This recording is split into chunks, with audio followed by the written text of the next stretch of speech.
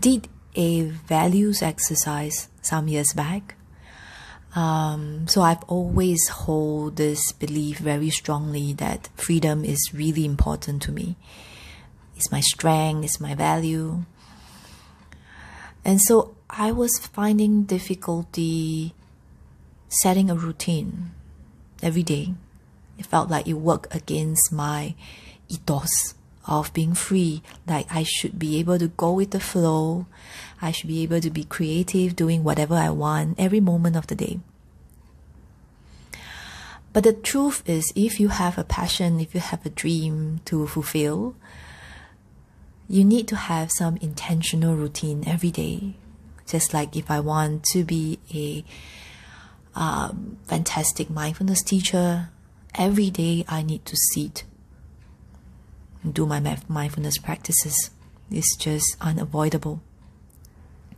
So you can imagine there was a lot of struggle. So while I am living so-called my belief of being free, I was locked up by my constant rumination and thinking about why I haven't done this.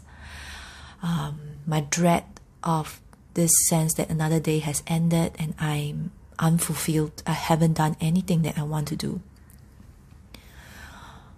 And that's the paradox of life, is that if you hold anything too tightly, even when it's well-intentioned, it's going to give you the opposite of what you want. How does mindfulness help us to strengthen this sense of navigation of the mind, the polarities of the mind, the tendency of the mind to create paradox for you, to create a sense of being stuck for you? Now, in mindfulness practice, there is this idea of the middle path, which is obviously made popular by Buddha. But if you simplify things down, when we do our mindfulness practice, we are really just navigating between tightness and looseness. Just these two.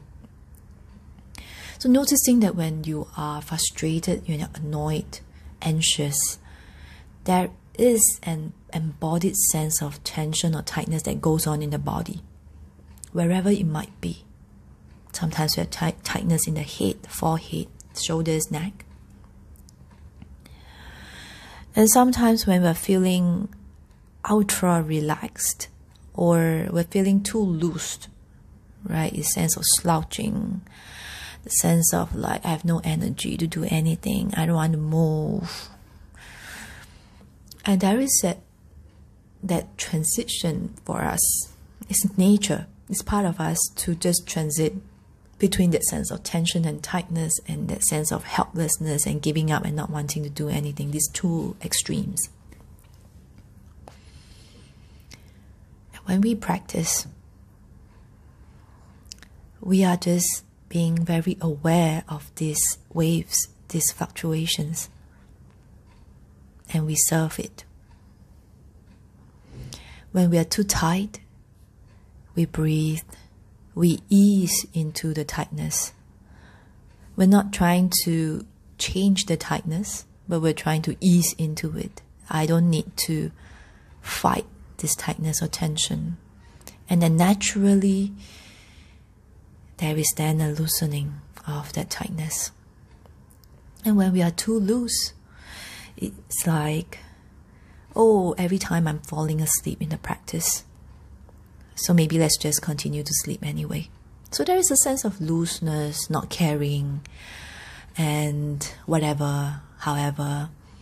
And when we notice that, we take a breath in to energize the body, sit tall, and we say, let me start anew in this moment. And we shift moment to moment, this swinging and swaying.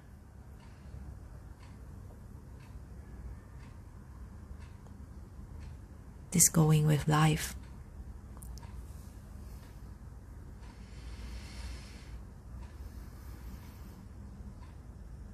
Maybe take a moment right now to sit. Are you in a state of tightness or tension? Are you in the state of being too loose? Maybe you're neutral. And just find ease in recognizing that this is our nature. You could move from one to the other as long as you have the intention to. Nothing stays forever.